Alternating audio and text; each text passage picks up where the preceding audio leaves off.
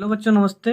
जैसा कि आप सभी लोग जानते हैं कि 11 अगस्त 2021 को नवोदय प्रवेश परीक्षा कक्षा 6 की परीक्षाएं थी, जिसमें बहुत सारे बच्चों ने पार्टिसिपेट किया और किसी का पेपर अच्छा गया होगा, किसी का पेपर अच्छा नहीं गया होगा। तो चलिए आप लोग देखिए, हम इस पेपर को हल करते हैं और आप लोग मिलाइए अपना आंसर, देखिए कितना सही आता है या कितना गलत।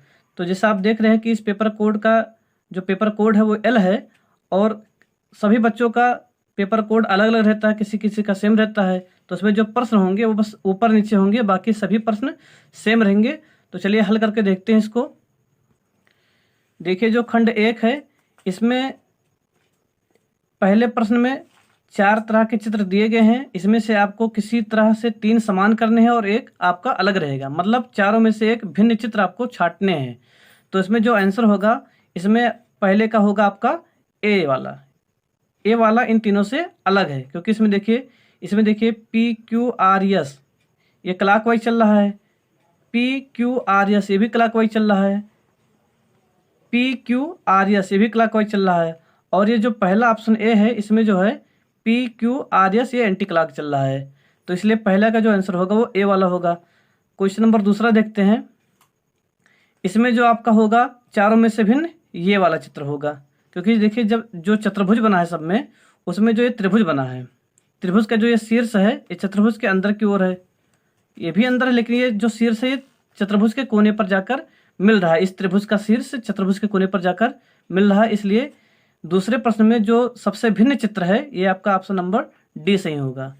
अब देखते हैं क्वेश्चन नंबर तीसरा।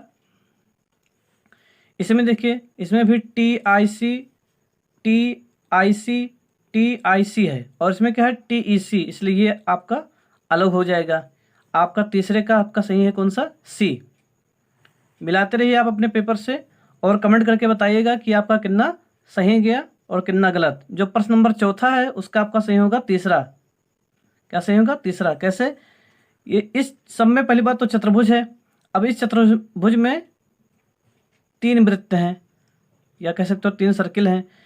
इसमें देखिए ये जो मल्टीप्लाई का चिन्ह है ये एक्स मान लीजिए आप, तो इसमें 4 हैं और यहाँ भी 4 हैं, मतलब यहाँ भी समान है यहाँ भी समान है। इसमें 3 तो 3 समान है।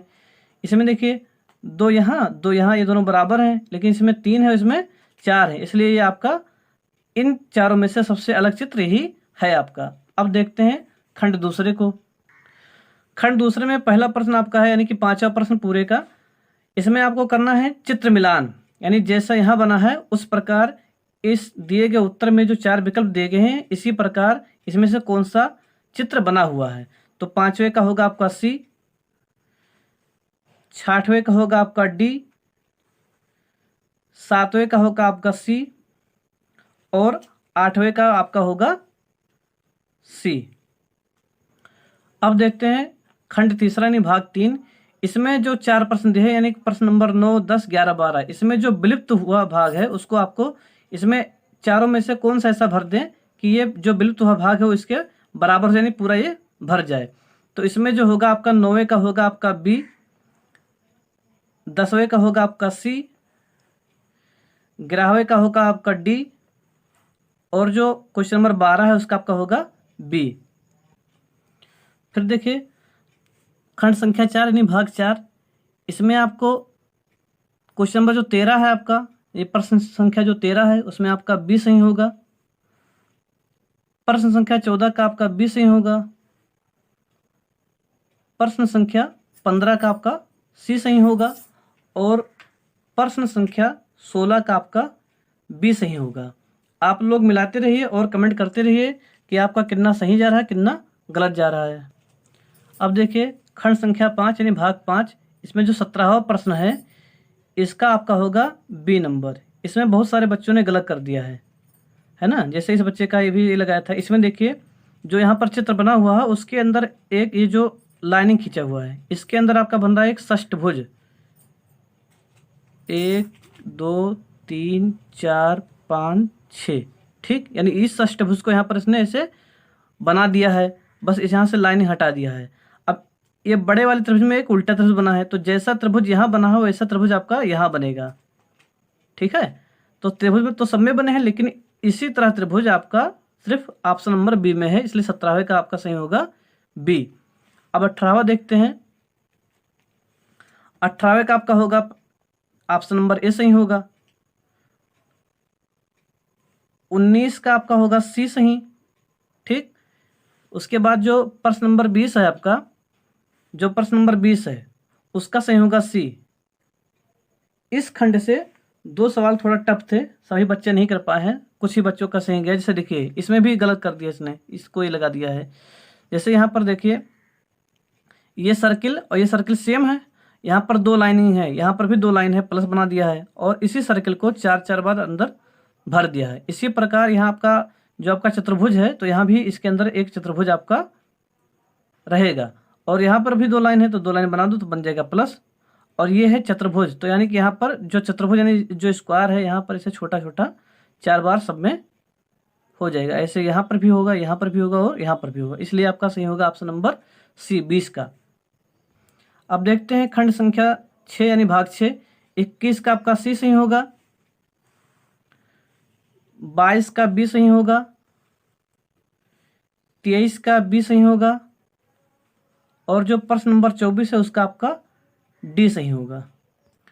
अब देखते हैं खंड संख्या 7 यानी भाग 7। इसमें आपको दर्पण प्रतिबिंब के बारे में बताया गया है। जो 25 नंबर प्रश्न है उसका उत्तर होगा आपका डी। जो 26 नंबर प्रश्न है उसका उत्तर होगा आपका ए। जो 27 नंबर प्रश्न है उसका उत्तर होगा आपका सी और जो 28 नंबर प्रश्न है उसका उत्तर आपका होगा ए। अब देखते हैं भाग संख्या 8 यानी खंड 8। इसमें कागज को मोड़ना काटना बारे में बताया गया था। तो जो प्रश्न नंबर 29 है उसका आपका सी सही है, प्रश्न नंबर 30 का आपका ए सही है, प्रश्न नंबर 31 का आपका बी सही है और प्रश्न नंबर 32 का आपका सी सही है। अब देखते हैं खंड संख्या 9। जो प्रश्न नंबर 33 है उसका ए सही होगा, प्रश्न नंबर 34 का आपका ए सही होगा, प्रश्न नंबर 35 का आपका बी सही होगा और प्रश्न नंबर 36 का आपका ए सही होगा। फिर भाग संख्या 10 में देखते हैं। जो प्रश्न नंबर 37 है उसका आपका ए सही होगा, प्रश्न नंबर 38 का ए सही होगा, प्रश्न नंबर 39 का ए सही होगा और जो प्रश्न नंबर 40 है उसका आपका बी सही होगा। इसमें भी बहुत सारे बच्चों ने गलत किया है, किसी ने ऑप्शन नंबर सी लगाया है। दोनों सेम बनते हैं इसी प्रकार, जैसे यहाँ पर बना है ये ऐसे बना, यहाँ पर भी यहाँ बना, लेकिन जैसे यहाँ तक इसके जो बीच की दूरी है ये यहाँ पर ज़्यादा है यहाँ तक और यहाँ तक ये कम है, इसलिए ये इसके बराबर ये वाला चित्र माना जाएगा। अब उसके बाद हम हल करेंगे भाषा परीक्षण का। मैथ बाद में करेंगे क्योंकि इसमें सिर्फ टिक ही लगाना है। तो इसमें भी बताया जैसा मैंने कि सबका पेपर अलग अलग होगा, तो इसमें आप मिला लीजिएगा कि कौन सा प्रश्न कहाँ पर है। जैसे जो अनुच्छेद 1 है इसमें मौसम के बारे में बताया गया है, ठीक है। तो जो प्रश्न नंबर 61 है कि लिखा ग्रीष्म और के बीच शरद ऋतु आती है, यानी ग्रीष्म और किसके बीच में शरद ऋतु आती है, तो यहाँ पर होगा उसका आपका आंसर जो होगा वो होगा शीत। इसमें शीत शब्द कहीं नहीं आया है, जैसे यहाँ पर लिखा है कि शरद ऋतु गर्मी और जाड़े के मौसम के बीच आती है। ये जो शरद ऋतु है वो आपका गर्मी और जाड़े के बीच में आती है, तो जाड़े को ही शीत कहा जाता है और गर्मी को ग्रीष्म कहा जाता है। तो ग्रीष्म और किसके बीच में शरद आती है, तो होगा आंसर जाड़े। तो जाड़े इसमें नहीं है तो होगा इसका शीत, यानी ऑप्शन नंबर सी सही है। जो प्रश्न नंबर 62 है इसमें लिखा है शरद ऋतु में निम्नलिखित में से क्या परिवर्तन हो सकते हैं, तो इसमें होगा दिन बहुत छोटे होते हैं।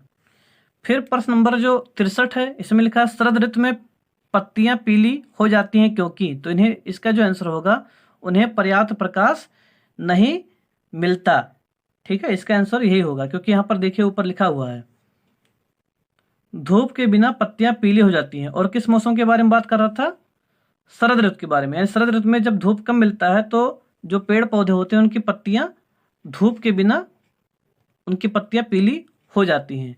अब देखिए प्रश्न नंबर 64, शरद ऋतु के बीतने की तैयारी करते हुए पशु क्या करते हैं, तो इसका ऑप्शन नंबर ए सही होगा। यह होगा आपका भोजन एकत्र करते हैं। जो 63 का आपका बी सही है और 64 का आपका ए सही है। फिर प्रश्न नंबर 65 है बिछी होती के लिए दूसरा शब्द हो सकता है, बिछी होती के लिए दूसरा शब्द हो सकता है। तो इसका भी आंसर होगा आपका ढकी हुई, यानी कि 65 का आपका सही होगा सी। अब जो भाषा परीक्षण का अनुच्छेद दूसरा है, इसमें दीपक के बारे में दिया था, ठीक है। तो आप इसको भाषा परीक्षण का अनुच्छेद दूसरा मिला लीजिएगा कि दीपक के बारे में आपके भाषा परीक्षण वाले खंड में किस अनुच्छेद में दिया गया है। तो इसमें जो प्रश्न नंबर 66 है, इसमें लिखा उत्साहित शब्द का अर्थ है, तो इसका ऑप्शन नंबर 20 ही होगा। इसका मतलब होता है बहुत प्रसन्न। जो प्रश्न नंबर 67 है, दीपक और उसके चचेरे भाई बहन, इसका ऑप्शन होगा बी, ने पिकनिक का आनंद लिया, ठीक। फिर जो प्रश्न नंबर 68 है, दीपक अपने के साथ पिकनिक पर गया, यानी दीपक किसके साथ पिकनिक पर गया, चाचा जी और चचेरे भाई बहन, ऑप्शन नंबर 20 ही होगा इसका।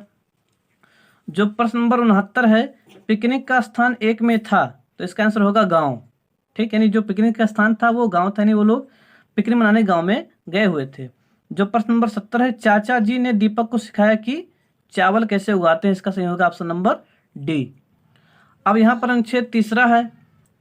अब देखिए अनुच्छेद नंबर तीसरा भाषा परीक्षण का, इसमें एक खेल के बारे में दिया गया था, रस्सा कसी खेल के बारे में, ठीक। तो इसमें जो प्रश्न नंबर 71 है, लिखा रस्सा कसी है, यानी रस्सा कसी क्या है, एक युद्ध है, एक रस्सी है, एक खेल है, एक लड़ाई है। तो इसका आंसर होगा एक खेल, यानी ऑप्शन नंबर सी सही होगा। फिर प्रश्न नंबर 72 है, रस्सा कसी में हम क्या करते हैं, रस्सी खींचते हैं, यानी ऑप्शन नंबर सी सही होगा। फिर उसके बाद है प्रश्न नंबर 73, रस्सी के अंतिम छोर को पकड़ने वाला टीम का सदस्य होता है, इसका ऑप्शन नंबर सी होगा सही, सबसे शक्तिशाली।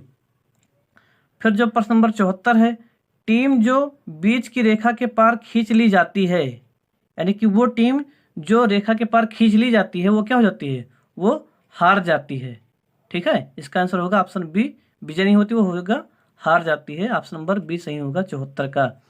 फिर प्रश्न नंबर 75 है आपका, संगठित शब्द का अर्थ है, तो इसका होगा साथ साथ, यानी कि साथ साथ हमें हर काम करना चाहिए, उसी को मतलब होता है संगठित, ठीक। संगठित मतलब होता है साथ साथ। 75 वाले प्रश्न का उत्तर होगा ए। अब देखिए अनुच्छेद नंबर 4, इसमें शरीर के बारे में बताया गया है, शरीर और स्वास्थ्य के बारे में, भोजन के बारे में। तो पहला प्रश्न इसमें, यानी कि जो प्रश्न नंबर 76 है, इसमें लिखा है हम स्वस्थ कैसे रह सकते हैं, तो ऑप्शन नंबर सी सही होगा, संतुलित भोजन खाकर और व्यायाम करके। फिर जो प्रश्न नंबर 77 है, इसमें लिखा है भार कम करने के लिए हमें क्या अधिक खाना चाहिए, तो इसका ऑप्शन नंबर बी सही होगा, फल और सब्जियां। फिर जो प्रश्न नंबर 78 है, स्वस्थ रहने के लिए हमें क्या अधिक पीना चाहिए, तो इसका आंसर होगा पानी, यानी ऑप्शन नंबर सी सही होगा। फिर जो प्रश्न नंबर 79 है, कौन सा व्यायाम सबके लिए अच्छा है, ठीक। तो इसका ऑप्शन नंबर ए होगा, सैर करना और साइकिल चलाना। फिर जो प्रश्न नंबर 80 है, लिखा है सक्रिय शब्द का विलोम शब्द क्या होगा, तो इसका ऑप्शन बी सही होगा, यानी कि निष्क्रिय। अब चलिए हम देखते हैं गणित की ओर। तो अंकगणित परीक्षण यानी खंड दूसरे में, इसमें 41 नंबर प्रश्न पर सवाल है, एक राशि 16 वर्ष में साधारण ब्याज से दोगुनी हो जाती है, वार्षिक दर होगी। अब इसमें ऑप्शन ए का है आपका, पहला ऑप्शन है यानी ए ऑप्शन है 10%, बी ऑप्शन है 6 सही 1/4%, सी ऑप्शन है 8% और डी ऑप्शन है 16%। तो चलिए इसको हल करते हैं और देखते हैं इसका कितना उत्तर आता है। तो इसे देखिए, हम 41 नंबर प्रश्न को कॉपी में लिख लिए हैं, उसको हल करते हैं। क्या लिखा है, एक राशि मतलब कोई मूलधन है जो 16 वर्ष में साधारण ब्याज पर क्या होती है, दोगुनी हो जाती है, यानी जो उसका मिश्रधन होता है वो दोगुना होता है। तो मूलधन मान लेते हैं पी, मूलधन मान लेते हैं पी, ठीक। और कह रहा है कि 16 वर्ष में साधारण ब्याज से दोगुना हो जाता है, तो दोगुना पर क्या मिलता है हमें, मिश्रधन। तो मिश्रधन यानी 2 गुना है मूलधन का, तो 2 गुणे पी यानी हो जाएगा 2p, ठीक है। और इसमें समय दिया है 16 वर्ष। तो पूछा वार्षिक दर होगी, यानी जो ब्याज दर है वो प्रत्येक वर्ष कितना पड़ता है, तो यहाँ पर हम दर मान लेते हैं R% वार्षिक, ठीक। तो दर निकालना हमें, तो पहले ब्याज मालूम चाहिए कि ब्याज हमारा कितना होगा, ठीक है। तो हमारा जो फार्मूला होगा वो होगा ब्याज बराबर मूलधन गुणे दर गुणे समय बटा 100। ठीक है, और जो ये हो गया, और ब्याज बराबर क्या होता है, मिश्र धन माइनस मूलधन। तो मिश्र धन आपका 2p है और मूलधन आपका p है, तो 2p में से 1p घटाओ तो कितना बचा p, या लिख दो, तो यहाँ पर लिख देते हैं हम मिश्र धन माइनस मूलधन बराबर, अब मूलधन यहाँ कितना माने थे p, दर माने थे r, और समय था आपका 16 वर्ष, बटे हो गया 100। ठीक, अब मिश्र धन आपका है 2p और माइनस मूलधन आपका p बराबर p गुणे r गुणे 16 बटे 100। अब इसको घटाएंगे, बचेगा p बराबर, इसको काट देते हैं हम। ठीक है, 4 से काटेंगे तो बचेगा 4 और ये बचेगा 25, तो p बराबर हो गया p गुणे r गुणे 4 बटे 25। p से p कट गया, यहाँ बचा 1। अब इसको हम क्रॉस मल्टीप्लाई करेंगे तो बचेगा r बराबर 25 बटा 4। अब इसको बदलेंगे हम, ये हमारा हो गया अंचित भिन्न में, अब बदलेंगे मिश्र भिन्न में, तो हो जाएगा 4 छक 24 और 1 25 बटा 4, यानी जो दर है वो आपका है 6 सही बटा 4% वार्षिक, यानी ऑप्शन नंबर आपका सही होगा बी। अब जो प्रश्न संख्या 42 है, इसमें लिखा है यदि एक समकोण त्रिभुज की 2 लंबवत भुजाएं 5 सेंटीमीटर और 12 सेंटीमीटर हैं तो इस त्रिभुज का परिमाप है। ऑप्शन नंबर ए है 13 सेंटीमीटर, बी है 17 सेंटीमीटर, सी है 27 सेंटीमीटर और डी है 30 सेंटीमीटर। इन चारों में से कौन सा विकल्प सही होगा, आपको ये बताना है। तो चलिए देखते हैं 42 नंबर पर, इसमें एक है, कह रहा है समकोण त्रिभुज है, यानी एक मान लेते हैं हम समकोण त्रिभुज है ये। ठीक, जो यहाँ पर 90 अंश का कोण बनाता है, यहाँ ए बी सी कर देते हैं। अब इसमें कह रहा है कि 2 लंबवत भुजाएं 5 सेंटीमीटर 12 सेंटीमीटर, यानी एक को मान लेते हैं 12 सेंटीमीटर, एक को मान लेते हैं 5 सेंटीमीटर। ठीक है, तो कह रहा है इस समकोण त्रिभुज का परिमाप निकालिए। तो त्रिभुज का परिमाप निकालने के लिए तीनों भुजाओं की लंबाई मालूम होनी चाहिए। 2 भुजाओं की लंबाई तो मालूम है, लेकिन तीसरे भुजा की लंबाई नहीं मालूम है। इस भुजा की लंबाई कितनी होगी, तो इस भुजा को हम समकोण त्रिभुज क्या कहते हैं, कर्ण कहते हैं। तो पाइथागोरस प्रमेय की सहायता से इस भुजा की हम लंबाई निकालेंगे। ठीक है, तो लिखते हैं पाइथागोरस प्रमेय, पाइथागोरस प्रमेय से जो कर्ण का स्क्वायर होगा वो बराबर होगा लंब का स्क्वायर प्लस आधार का स्क्वायर। तो कर्ण नहीं मालूम, कर्ण को मान लेते हैं हम x, यानी हो गया x स्क्वायर बराबर लंब आपका 12 यानी 12 का स्क्वायर और प्लस आधार है आपका 5 यानी 5 का स्क्वायर हो गया। तो x स्क्वायर बराबर 144 और प्लस 25, तो x स्क्वायर बराबर हो गया आपका कितना हो गया 169। तो x बराबर स्क्वायर हटेगा तो लग जाएगा यहाँ पर अंडर रूट, तो x बराबर आपका आ गया 13। ठीक है, तो यानी कि जो आपका कर्ण है उसका मान आ गया आपका 13। अब 13 आ गया तो 13 पर आपको टिक नहीं लगाना है। बहुत से बच्चे ऐसे करते हैं कि x का मान आ गया बस तुरंत लगाते हैं टिक। अब इसमें परिमाप बताना, परिमाप यानी कि तीनों भुजाओं का लंबाई का योगफल। तो 13 12 25, 25 5 30, यानी इसका जो त्रिभुज का परिमाप होगा, समकोण त्रिभुज का परिमाप, उसका उत्तर आएगा 30 सेंटीमीटर, यानी ऑप्शन नंबर आपका डी सही होगा। अब देखते हैं प्रश्न नंबर 43। लिखा इसमें दिया गया है कि 154 गुणे 18 बराबर 2772, यानी 154 को जब 18 से गुणा करो तब उत्तर मिलता है हमें 2772। तो 27.72 को जब भाग करो 1.8 से तो मान क्या होगा। तो देखिए इसमें जो है गुणा दिया है, इसमें भाग दिया है, तो इसमें क्या क्या सेम है 2772, मान लो पॉइंट नहीं यानी दशमलव, तो 2772 ये 2772 ये सेम हो गया। पॉइंट नहीं तो मान लो 18 ये और 18 ये सेम हो गया, तो क्या बचा जाएगा आपके पास 154, यानी कि आपका उत्तर में 154 आना चाहिए। ठीक है, तो 154 तो सब में है, वैसे पॉइंट छोड़ दो या जीरो छोड़ दो। तो इसमें लगा है पॉइंट यानी दशमलव, तो भाग में दशमलव घटता है, तो यहाँ दशमलव के बाद 2 अंक है, यहाँ पर दशमलव के बाद 1 अंक है, तो 2 में से 1 गया 1, यानी कि जो उत्तर आया आपका 154 उसमें दशमलव आप पीछे से 1 अंक बाद लगा दो। जैसे गुणे में दशमलव जोड़ते हैं दशमलव के बाद जो संख्या रहती है उसको गिन लेते हैं, फिर उत्तर में पीछे उतने अंक बाद लगाते हैं। तो जब भाग करते हैं दशमलव को हम घटाते हैं, दशमलव के बाद 2 अंक, दशमलव के बाद 1 अंक, 2 में से गया 1, तो 154 में पीछे से हमें 1 अंक बाद दशमलव लगाएंगे, यानी उत्तर है आपके पास 15.4। यानी जो 43 नंबर प्रश्न है उसका उत्तर हो गया बी, 15.4। अब देखते हैं प्रश्न नंबर 44। 44 लिखा है कि एक क्रिकेट के खिलाड़ी की 24 पारियों में रनों का औसत 28 रन है। यानी जो 24 पारी खेलता है तो उसमें जो औसत रन बनाता है वो 28 रन बनाता है। फिर लिखा है 25वीं पारी में कितने रन बनाए ताकि उसका औसत 29 हो जाए। यानी कि जो 24 पारी तक खेलता है, 1 से लेकर 24 पारी तक खेलता है, तो उसका औसत 28 है। और फिर कह रहा है कि जब 24 पारी खेल लेगा उसके बाद 25वीं पारी में कितना रन बनाए, 25वीं पारी में कितना रन बनाए ताकि उसका औसत 29 हो जाए। तो इसको लगाते हैं। तो देखिए जैसा कि हमने प्रश्न कॉपी में लिख लिया है, तो इसमें हम पहले निकालेंगे कि जो उसने 24 पारी खेली है उसमें कुल कितने रन बनाए हैं। तो लिखेंगे प्रथम 24 पारियों के रनों का योग।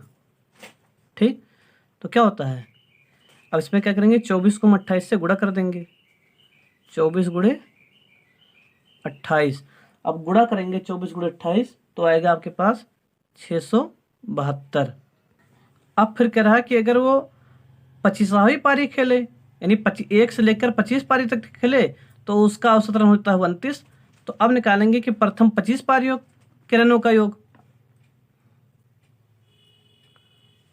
प्रथम 25 पारियों के रनों का योग। ठीक है, अब इसमें हम 25 को गुणा करेंगे 29 से, 25 गुणे 29, तो 25 गुणे 29 करेंगे तो आएगा 725। ठीक, इसमें हम डिटेल से बता रहे हैं, जबकि बच्चे को बताते हैं कि पेपर में शॉर्टकट से लगाओ, बस इसका नहीं लिखना रहता है, इसको गुणा इससे, इसका गुणा इससे, फिर इन दोनों को माइनस कर देना है। अब जो 25वीं पारी का रन होगा लिखोगे अतः 25वीं पारी में बनाए गए रन, तो 725 माइनस 672। ठीक है, अब इसको हम घटा लेंगे, तो 5 में से 2 गया 3, अब 2 में से 7 घटेगा, उधार लो 12, 12 में से 7 गया 5, और यहाँ बचा 6, 6 में से 6 गया 0, नहीं उत्तर आया आपका 53। यानी कि वो जो लड़का है वो 25वीं पारी में 53 रन बनाता है। यानी कि जो प्रश्न संख्या 44 है उसका आपका ऑप्शन नंबर डी सही होगा। फिर है प्रश्न नंबर 45। अब जो प्रश्न संख्या 45 है इसमें लिखा है एक विद्यालय में 3/5 बच्चे लड़के हैं। यानी कि विद्यालय में जितने विद्यार्थी हैं लड़का लड़की मिलाकर उसका 3/5 भाग बच्चे हैं, बच्चे जो है वो लड़के हैं, तथा लड़कियों की संख्या 800 है। तो लड़कों की संख्या यानी कि जैसे लड़का और लड़की मिलाकर जितने होंगे उसको मान लेते हैं हम यक्स, कि लड़का और लड़की मिलाकर यक्स होंगे। तो कह रहा है कि जितने टोटल बच्चे हैं, टोटल विद्यार्थी हैं, उसका 3/5 भाग लड़के हैं, 3/5 भाग लड़के हैं जितने विद्यार्थी हैं, और 800 लड़कियां हैं। तो बताओ उस विद्यालय में लड़के कितने हैं। तो चलिए इसको हल करते हैं। अब तो देखिए जैसे कि प्रश्न हमने लिख लिया इसमें कॉपी में, अब इसको हल करते हैं। तो मान लेते हैं, माना बच्चों की कुल संख्या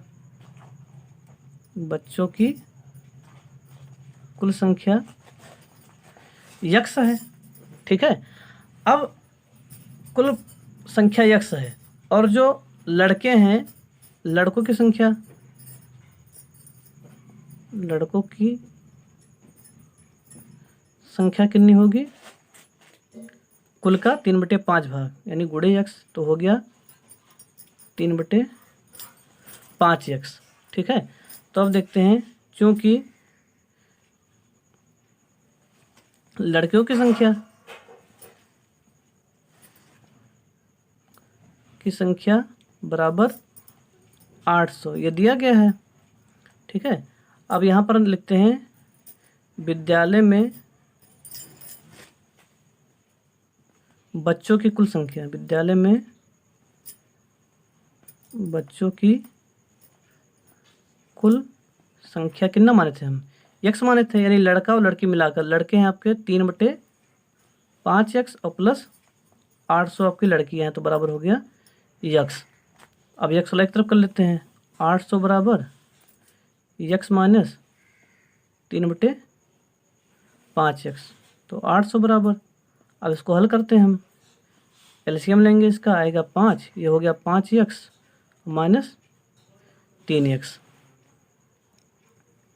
800 बराबर 2x/5। अब ये कट जाएगा, बचेगा 400, फिर कैंची गुणा होगा तो x बराबर आ जाएगा आपका 2000। अब x बराबर जैसे 2000 आया, कुछ बच्चों ने 2000 पर टिक लगा दिया, लेकिन हमें प्रश्न देखना है। प्रश्न पूछ रहा था कि लड़कों की संख्या कितनी है, तो लिखो अतः लड़कों की संख्या, अतः लड़कों की संख्या कितना था, 3/5x, यानी हो गया 3/5 गुणे 2000। अब इसको काट दो तो बचेगा 400, तो 400 तियाँ 1200, यानी उसमें 1200 लड़के हैं, या इसको आपको, हाँ 1200 लड़के आपका उत्तर आएगा। ठीक है, या आप इसको कर सकते हैं, जैसे 2000 टोटल बच्चे हैं और 800 लड़कियाँ थी, तो 2000 में से 800 घटा दिए तभी 1200 आएगा। तो इसका ऑप्शन नंबर कौन सा सही होगा, ऑप्शन नंबर सही होगा सी। अब जो प्रश्न नंबर 46 है, ये तो आसान है, लिखा है 2,02,000 को अंकों में लिखने पर प्राप्त होता है, यानी 2,02,000 को हमें अंकों में लिखना है, तो 2 लाख, ठीक है, और 2000 लिखना है, लाख के बाद कामा 2000 बोला है, यानी कि 02 हो गया, 1000 हो गया, फिर सैकड़ा, दहाई, इकाई, यानी ऑप्शन नंबर आपका हो गया सही आपका सी। देखिए 202 प्रश्न संख्या जो आपका 47 है, इसमें लिखा है 6 अंकों की छोटी से छोटी संख्या तथा 4 अंकों की बड़ी से बड़ी संख्या में अंतर है। तो इसको चलिए यहीं का हल कर देते हैं। 6 अंकों की सबसे छोटी संख्या, यानी 1 और 5 बार 0, ठीक, 1 2 3 4 5 बार 0 और 6 1 हो गया। 4 अंकों की सबसे बड़ी संख्या 9 9 9 9। अब इसका अंतर अंतर इनके घटाना, 10 में से 9 गया 1, 9 में से 9 गया 0, 9 में से 9 गया 0, 9 में से 9 गया 0, यहाँ बचा 9, यानी आपका आ गया 90,001, इकाई, दहाई, सैकड़ा, 1000, 10 से 90,001, यानी ऑप्शन नंबर आपका सही हो गया सी।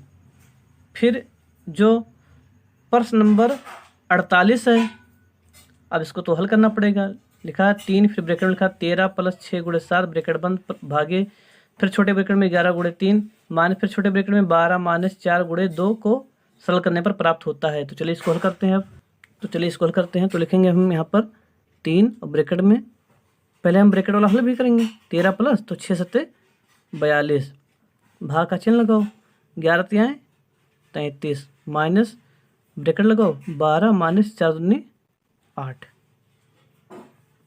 अब ये 3 और गुणे, अब इसको हम जोड़ देंगे तो कितना आ जाएगा, 42 13 55, ठीक, और भाग के स्थान लगाएंगे गुणे 1/33 माइनस 12 में से 8 गए 4, ठीक है, अब काट दो, 11 तियाँ 33 और 11 पचे 55, 3 के नम 3 और 3 के नम 3, कितना बचा 5 के नम 5 - 4, 5 - 4 बराबर हो गया आपका उत्तर 1, यानी आपका ऑप्शन नंबर सही होगा बी, 48 का बी सही होगा। अब जो प्रश्न संख्या 49 है, लिखा प्रथम 4 आभाज्य संख्याओं का योगफल है, तो इसको हल कर लेते हैं। तो हमें प्रथम 4 आभाज्य संख्याओं का योगफल निकालना है। तो पहली आभाज्य संख्या क्या हमारे पास 2 है, फिर 3 है, फिर 5 है, फिर 7 है। अब इसको जोड़ दो, 3 2 5 और 5 10 7 17, इसका आंसर हो गया 17, यानी ऑप्शन नंबर आपका सही हो गया डी।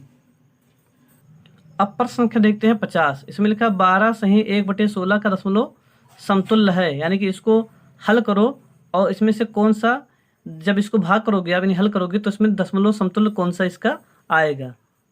तो चलिए इसको हल करते हैं। लिखा है 12 सही 1/16, तो ये दिया है मिश्र भिन्न में, पहले बदलेंगे इसको हम कौन से भिन्न में, अनुचित भिन्न में। तो यानी कि इसको करेंगे 12 × 16 + 1 बटे 16, तो 12 छक 72 हासिल आया, 7 12 कितने 12 12 7 19। फिर से मिलते हैं, 12 6 72, हंस 7, 12 के 12, 12 7 19 और प्लस 1 बटे 16। तो 192 में 1 जोड़ो, 193 बटे 16। अब इसको हम करते हैं भाग, तो 16 से भाग करना है 193 को। तो 16 करने में 16 घटा दो, बाकी बचा 3 और 3 33, 16 दूना 32। ठीक, घटा दिए, 12 आया, 12 तो समय आ रहा है, अभी और भाग करना पड़ेगा। तो भाग नहीं होगा तो लगाओ दशमलव, तो यहाँ बढ़ जाएगा 0। अब 16 पढ़ो कि 10 से ज़्यादा ना जाए, तो फिर भाग करो तो 0 बढ़ जाएगा ये, तो यहाँ 0 हो गया। अब फिर घटाओ तो यहाँ बचेगा 10, दशमलव लगाया तो यहाँ पर 0 बढ़ जाएगा। अब 16 पढ़ो 100 से ज़्यादा ना जाए, तो 16 छक्का 96। ठीक, अब पूरा भाग करने की जरूरत नहीं है क्योंकि 12 तो समय है आगे दशमलव पहले, लेकिन दशमलव बाद में 0 6 कहाँ है, यहाँ पर सिर्फ 6 है, यहाँ पर 6 0, यहाँ पर 0 6, यहाँ पर 0 5, यानी ऑप्शन नंबर आपका सही हो गया सी। ठीक, पूरा भाग करोगे तो भी आगे आएगा 2 5 आ जाएगा। अब प्रश्न संख्या देखते हैं 51। लिखा है वह कौन सी संख्या है जो 4 8 6 तीनों संख्याओं का गुणज है। ठीक, वह कौन सी संख्या है जो 4 8 6 तीनों संख्याओं का गुणज है, यानी कि कौन इनमें चारों में से कौन संख्या है जो 4 से भी विभाजित होती है, 8 से और 6 से। ठीक है, तो 4 से विभाजित कोई संख्या कब होती है, जब उसका इकाई और दहाई से बनने वाली संख्या अगर 4 से भाग हो जाए तो वो पूरी संख्या 4 से भाग हो जाती है। 6 से कब भाग होती है कोई संख्या, जब दी गई संख्या 2 और 3 से विभाजित हो जाए, तब समझिए वो संख्या 6 से विभाजित हो जाएगी। तो और 8 से कब होता है, तो 8 से तो सैकड़ा तक होता है, इसमें सैकड़ा तक संख्याएं दी है तो इसलिए ये 1000 तक दिया है, तो सैकड़ा तक की संख्याओं को हम भाग करके देखेंगे 8 से, अगर भाग हो गए तो ठीक है, नहीं तो कोई बात नहीं है। तो पहले हम देखते हैं 6 से कौन कौन भाग होगा। तो 6 से भाग तब होता है कोई संख्या, जब 6 से तभी भाग होगा जब वो संख्या 2 से भाग हो जाए और 3 से। 2 से कब भाग होता है, जब वो संख्या सम संख्या हो। 3 से कब भाग होता है, जब दी गई संख्या को आपस में हम जोड़ लें और जोड़ने के बाद जो संख्या मिले वो अगर 3 से भाग हो जाए तो समझिए वो 6 से भाग, मतलब 3 से भाग हो जाएगा। 3 से भाग कोई संख्या तभी होती है जब संख्या को हम आपस में जोड़ लें। जैसे क्या दिया 396, इसको जोड़ेंगे तो 6 और 9 15 3 18, 18 3 से भाग होगा कि नहीं होगा, तो हो जाएगा, 18 3 से भाग हो जाएगा, यानी 396 भी 3 से भाग हो जाएगा। तो ये जो 396 है वो 2 से भाग होता है क्योंकि ये सम संख्या है और 3 से भाग होता है। ठीक है, तो इसलिए इसमें बताना है हमें कि वह कौन सी संख्या है जो 4 8 और 6 तीनों भाग हो, ये नहीं कि सिर्फ 4 से भाग हो जाए, 6 से भाग हो, 8 से ना भाग हो, सबसे भाग होनी चाहिए। तो पहले हम देखते हैं 4 से भाग होगा कि नहीं होगा 396। तो 396 पीछे है हमारा 96, तो 4 से भाग करो 96 को, तो 4 करने में 4 दूनी 8, बाकी बचा 1 1 6 16, 4 चौक 16, यानी 4 से ये कट गया। 6 से भाग करके देखो तो 6 से भाग हो जाता है क्योंकि 6 से भाग तभी होगा जब वो 2 से और 3 से भाग होगा। तो 2 से भाग क्यों होगा, क्योंकि ये सम संख्या है, और 3 से भाग क्यों होगा, क्योंकि इसको जोड़ने पर 18 आता है और 18 3 से भाग हो जाता है, इसलिए ये संख्या 6 से भाग हो जाएगी। अब 8 से भाग करके देखते हैं, तो 8 से भाग करोगे तो 8 का पढ़ा पढ़ो 39 से ज़्यादा ना जाए, तो 8 चौक 32, बाकी बचा 7 7 6 76, और 8 का पहाड़ा पढ़ना 76 से ज़्यादा ना जाए, तो 8 9 72 नहीं कटाइए, यानी कि आपका ये हो गया गलत। ये जो 396 है वो 4 8 6 का गुणज नहीं है, 4 का गुणज 6 का गुणज है लेकिन 8 का गुणज नहीं है। हमें ऐसी संख्या ढूंढनी है जो 4 8 6 तीनों से भाग हो जाए। अब इसको देखते हैं पहले 4 से, तो 64 को सिर्फ भाग करके देखो, तो 4 करने में 4, बाकी बचा 2 2 4 24, 4 6 24, 4 से कट गया। 6 से देखते हैं, तो 6 से भाग होने के लिए पहले 2 से भाग करो, तो 2 से भाग होगा क्योंकि ये सम संख्या है। 3 से होगा 6 4 10, 10 से 16, 16 आ गया, तो 16 3 के पहाड़ में नहीं आता, यानी ये भी आपका हो गया गलत। अब तीसरा ऑप्शन सी 696 दिया है।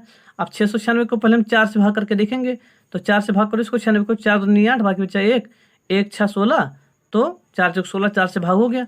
6 से देखो, तो 6 से भाग करने के लिए 2 से भाग करना पड़ेगा, 3 से भाग करना पड़ेगा, तो 2 से भाग हो जाएगा क्योंकि सम संख्या है, और 3 से 6 9 15 15 6 21 21 3 के पहाड़ में आता है तो कट जाएगा, तो 4 से भाग हो गया 6 से। अब 8 से भाग करके देखते हैं, 8 से भाग करो कि 69 से ज़्यादा ना जाए, तो 8 8 64, बाकी बचा 5 5 6 56, तो 8 से 56, यानी कि ये जो 696 है वो 4 से 8 से 6 से तीनों से भाग हो जाता है, इसलिए आपका ऑप्शन नंबर सी सही होगा 696।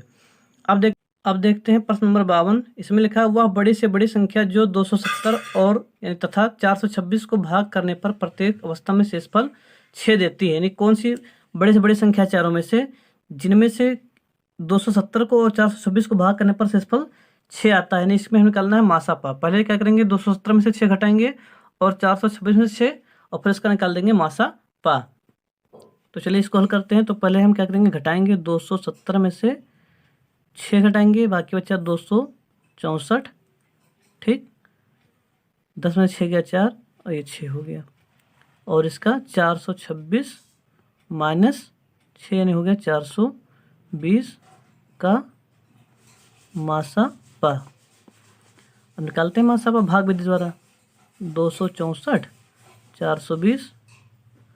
अब 264 का पढ़ा तो याद नहीं होगा, तो 26 का पढ़ पढ़ो। 26 का पढ़ पढ़ो 42 से ज़्यादा ना जाए, तो 26 ना 52 ज़्यादा हो जाएगा। तो एक बार पढ़ोगे तो 26 के 26 नहीं लिखना है, 264 करने में 264। 10 में से 4 गया 6 और यहाँ बचा आपके पास 1, यानी 1 में से 6 घटेगा नहीं, उधार लो 11। 11 में से 6 गया, बाकी बचा 5। 3 में से 2 गया, बाकी बचा 1। यह हो गया 264। ठीक, अब 156 का पढ़ा पढ़ना 264 से ज़्यादा ना जाए, तो 15 पढ़ा पढ़ो 26 से ज़्यादा जाए, तो 15 के नाम 15 यानी कि 156। 14 में से 6 गया, बाकी बचा 8। बचा 5 में से 5 गया, बाकी बचा 0 और 2 में से 1 गया, बाकी बचा 1। यहाँ बचा 156। अब 10 का पढ़ा पढ़ो 15 से ज़्यादा जाए, तो 10 के नाम 10 यानी 108 के नाम 108। 16 में से 8 गया, बाकी बचा 8, यहाँ बचा 4, ये कट गया, यहाँ तो 108। अब 48 का पढ़ा नहीं आता है, तो 4 का पढ़ पढ़ो। 4 का पढ़ा पढ़ो 10 से ज़्यादा जाए, तो 4 2 नहीं 8, 2 बार यानी 48 ना 96। घटा दो, 8 में से 2 गया, 8 में से 6 गया 2 और 10 में से 9 गया, बाकी बचा 1। अब यहाँ तो 48, तो 12 चौक 48 हो गया ये। यानी मासापा कितना आया 12, यानी यह का आपका ऑप्शन नंबर हो गया ए सही, 12 उत्तर होगा। फिर देखिए प्रश्न नंबर है 53। 7.7 कामा 7.07 कामा 7.007 तथा 77.0077 का योगफल है। यानी इसको जोड़ना है, तो यहीं कर देते हैं इसको। 7.7 फिर 7.07 7.007 और ये 77.0077 जोड़ना है इसको। 7 7 7 14 7 1 8, यहाँ पर हो गया 7, ये 7 चौक 28, 7 2 9, 98.7847। ऑप्शन नंबर आपका सही हो गया बी। फिर प्रश्न संख्या आपका 54 है। 3.003 गुणे 15 प्लस 0.0123 प्लस 5.002575 को सरल करने पर मान आता है लगभग। ठीक, अब इसको तो हल करना पड़ेगा काफी में। चलिए इसको हल करके देखते हैं हम। तो इसको हल करेंगे तो पहले हमने इसको ऐसे उतार दिया है ना प्रश्न को। 3.003 गुणे 15 प्लस 0.0123 प्लस 5.002575।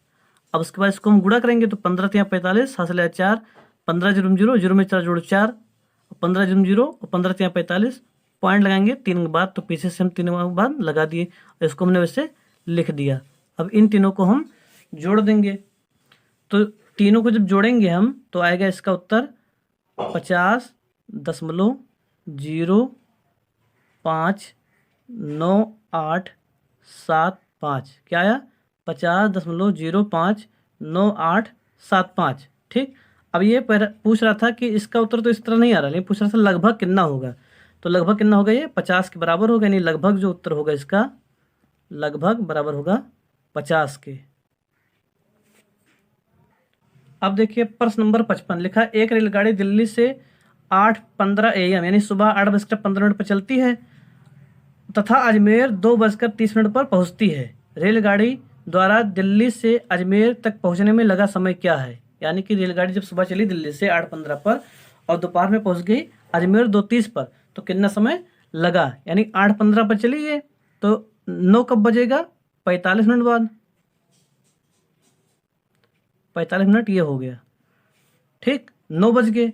अब उसके बाद यहाँ बज रहा है 2:30, 2:30, यानी कि बज रहा है 14:30। ठीक है, तो जब 9 बज जाएगा तो 14 कब बजेगा?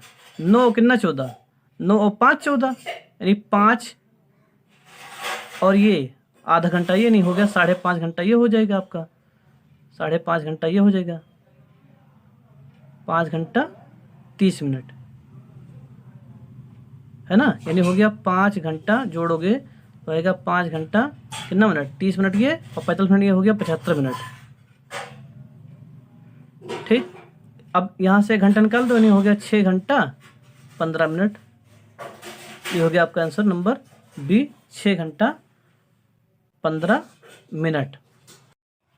अब देखते हैं प्रश्न नंबर 56। लिखा है एक मैच कुल आधे घंटे चलता है, मैच के समय का 1/10 भाग टाइम आउट के लिए लिया जाता है, यह टाइम आउट कितने मिनट का होता है? तो मैच कितने घंटे चलता है? आधे घंटे, आधे घंटे यानी कि 30 मिनट। ठीक है, और टाइम आउट कितने समय के लिए लेता है? 1/5 भाग, जितना चलता है मैच उसका 1/5 भाग टाइम आउट लिया जाता है, 1/10 भाग, सॉरी 1/10 भाग। तो ये काटो, बाकी बचा 3, यानी कि बचा 3 मिनट का आपका टाइम आउट होता है। फिर है आपका प्रश्न नंबर 57। यदि x/25 बराबर 196/x है तो x का मान है, तो चलिए इसको हल करते हैं अब। तो ये है आपका प्रश्न, इसको हम हल करेंगे, लिखेंगे x/25 बराबर 196/x। अब इसको कैसे गुणा कर देते हैं, x का गुणा x तो हो गया x² बराबर 25 गुणे 196, x बराबर √25 गुणे 196, तो x बराबर 25 का वर्गमूल 5, 196 का वर्गमूल 14, यानी हो गया x बराबर 70। x का मान कितना आएगा आपका? 70 आएगा। ऑप्शन नंबर आपका सही होगा बी। फिर प्रश्न नंबर 58 है आपका, एक वस्तु 7500 रुपये में खरीदी जाती है और 8400 रुपये में बेची जाती है, तो लाभ प्रतिशत कितना है? तो देखिए इसका जो क्रय मूल्य है 7500 रुपये है और विक्रय मूल्य है आपका 8400 रुपये, तो इसका लाभ कितना हुआ? 75 9 84, यानी इसका लाभ हो गया आपका 900 रुपये हो गया लाभ, लाभ बटा क्रय मूल्य कितना है? 7500। ठीक, और गुणे 100%, हमें निकालना लाभ परसेंटेज, तो गुणे 100% हो गया। 00 से 00 कट गया, 15 25 75 और 15 छक्का 90 60 बचा, 5 से काटो बाकी बचा 12, यानी आंसर आ गया आपका 12% लाभ। अब प्रश्न नंबर देखते हैं 59। लिखा है एक रेडियो को उसके अंकित मूल्य के 3/4 में खरीदता है, यानी जो ए है किसी रेडियो को अंकित मूल्य के 3/4 भाग में खरीदता है तथा इसे अंकित मूल्य से 20% अधिक पर बेच देता है, तो ए का प्रतिशत लाभ क्या है? यानी कि जो ए है वो एक रेडियो खरीदता है अंकित मूल्य के 3/4 भाग पर और बेचता है उसका 20% अधिक पर, अंकित मूल्य से 20% अधिक पर बेचता है, तो उसका जो प्रतिशत लाभ है वो कितना होगा? तो चलिए इसको हल करते हैं अब। तो इसमें हम अंकित मूल्य मान लेते हैं 100 रुपये, या x में मान के लगाओ तो मिलेगा। अंकित मूल्य हो गया आपका 100 रुपये, ठीक है। और जो क्रय मूल्य होगा आपका, क्रय मूल्य कह रहा अंकित मूल्य का 3/4 है, यानी कि 100 का 3/4, यानी बचेगा आपका 75 रुपये में, यानी उसने 75 रुपये में खरीदा है और बेचता कितने में है? अंकित मूल्य के 20% अधिक पर बेचता है, तो जो विक्रय मूल्य है आपका, विक्रय मूल्य है अंकित मूल्य कितना है? 100 रुपये है और उसके 20% अधिक पर, यानी 100 का 20%, यानी आ गया आपका 120 रुपये में, 120 रुपये में इसने बेच दिया, तो इसका लाभ कितना हुआ? तो लाभ क्या होता है? विक्रय मूल्य माइनस क्रय मूल्य, है ना। तो 75 और 2500 और 20 ये, यानी हो गया 45 रुपये उसका हो गया लाभ। 45 रुपये क्या हो गया? लाभ हो गया। तो निकालना हमें लाभ परसेंटेज, तो लाभ परसेंटेज क्या होगा? लाभ बटा क्रय मूल्य, लाभ है आपका 45 रुपया और क्रय मूल्य आपका है 75 रुपया और गुणे हो गया 100%। अब 25 3 75, 25 चौका 100, 3 3 और ये हो गया आपका 3 15 45, यानी हो गया आपका 60% हो गया आपका लाभ। क्या हो गया? 60% लाभ हो गया। अब देखते हैं अगला प्रश्न। 60 नंबर लिखा, निम्नलिखित व्यंजक का पूर्ण संख्या में निकटतम मान ज्ञात कीजिए, यानी इसको हल करो और इसका मान पूर्ण संख्या में मालूम करो। तो इसको इसलिए लगाते हैं, अब लिखेंगे यहाँ पर हल। 349 गुणे 51 प्लस 632 भागे 31। ठीक, अब इसको गुणा कर लेते हैं। तो 349 को गुणा करो 51 से तो आएगा 17,799 प्लस, अब इसको भाग करना है तो यहाँ किनारे में भाग कर लेते हैं। 31 से भाग करना है 632 को, तो 31 का पढ़ा नहीं आता, 3 का पढ़ा पढ़ो। 3 का पढ़ा पढ़ो 6 से ज़्यादा ना जाए, यानी 3 दूनी 6 ने 2 बार पढ़ा पढ़ोगे, यानी 31 दूना 62। ठीक, घटा दो, 3 में से 2 गया 1 है ना, और 6 में से 6 गया 0। अब यहाँ उतारो आप 2। अब 31 का पढ़ पढ़ो 12 से ज़्यादा ना जाए तो 0 बार पढ़ोगे आप, यहाँ आएगा 0, यानी हो गया 100, सॉरी बचेगा आपका 12। अब 12 भाग नहीं होगा तो लगाओ दशमलव, तो दशमलव लगाओगे यहाँ पर 0 बढ़ जाएगा। अब 31 का पढ़ना है 120 से ज़्यादा ना जाए, तो 31 का नहीं आता, 3 का पढ़ो। 3 का पढ़ो 12 से ज़्यादा ना जाए, 3 चौक 12, तो 4 बार पढ़ोगे तो ज़्यादा हो जाएगा, इसलिए पढ़ोगे 3 बार। तो 3 कन्यम 3 और 3 त्रिक्का 9। ठीक, 10 में से 3 गया, बाकी बचा 7, और यहाँ बचा 1, तो यानी 11, 11 में से 9 गया, बाकी बचा 2। अब पॉइंट लगा, यहाँ पर 0 बढ़ा दो। अब फिर 3 का पढ़ो 27 से न जाए, तो 3 9 27, 9 बार पढ़ोगे तो ज़्यादा हो जाएगा, इसलिए पढ़ोगे 8 बार। तो 3 कन्यम 3 और 3 8 24, घटा दो, 10 में से 3 गया, बाकी बचा 7, और 6 में से 4 गया, बाकी बचा 2। अब ज़्यादा भाग ना करो, दशमलव बाद 2 अंक तक, तो इसका मान आ गया आपका 20.38। अब जोड़ दो, तो जोड़ोगे तो आएगा 17,819.38। ठीक है, देखो पॉइंट के बाद 0 0, तो 0 0 के स्थान पर 3 8 हो गया, और 9 में 0 जोड़ो 9, और 9 2 11, 7 1 8, तो 17,819 किसके करीब है? 17,820 के करीब है। किसके करीब है? 17,000, ये 520 लिखा है, इसलिए ये गलत हो जाएगा, है ना, मिलाना है आपको सही से। 17,520 लिखा है, इसमें ऑप्शन है 17,522, 17,520, 17,821, 17,521। तो ये किसके करीब है? 17,800, 17,821 के करीब है, यानी कि इसका जो निकटतम मान होगा, निकटतम मान होगा 17,821 होगा। ठीक है, यानी ऑप्शन नंबर आपका सी सही होगा। तो जो भी बच्चे को समझ में आया है वो कमेंट करें कि उनको कितना समझ में आया और उनका कितना प्रश्न सही गया। और अगर आपको ये वीडियो अच्छा लगा हो तो लाइक कीजिए और इसको शेयर भी कीजिए।